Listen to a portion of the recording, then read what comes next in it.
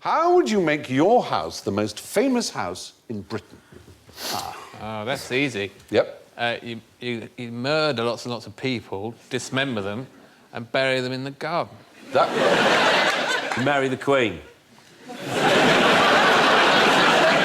You marry the Queen. Yes. And you say, you're not living there in those... No, love, you're not living in those palaces anymore. You're living in 3 Ironside Crescent, Yes. Carlisle. Yes. Yeah. Okay. Those would work. Yep, those would work. Some sort of spectacular suicide? I suppose, actually, the murdering people would work better, which I think is sad. But this is a bet. Balloons? Is it like in the film, Up? You just tie loads of balloons and your house goes... Oh, that would be sweet. That would Yeah. This was a bet that took place in 1810 between Samuel Beazley and Theodore Hook. That Hook couldn't make any house he chose the most famous residence in London in 1 week. He had a week in which to do it, but in fact he sort of... I mean, he prepared over the week, but it all happened in one day. Yeah? He started ordering goods, all kinds of different goods from all kinds 4,000 different tradesmen and services in all the commercial directories all over London. He started ordering chimney sweeps. So first thing in the morning, there were 12 chimney sweeps, all arriving like that, and then more and more and more and more and more arrived. I mean, it became absolutely gigantic.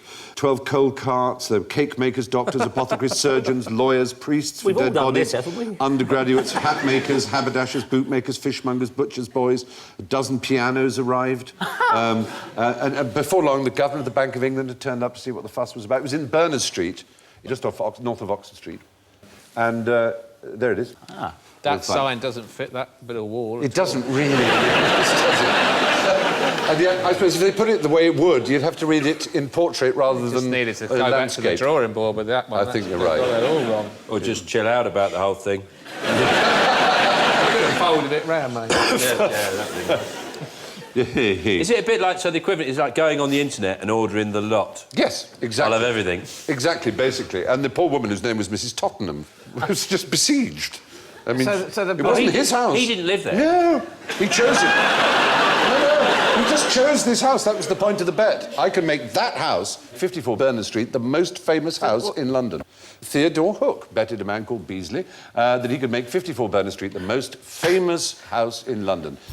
Thank you for watching. Do remember to subscribe to the QI channel and click here to watch more videos.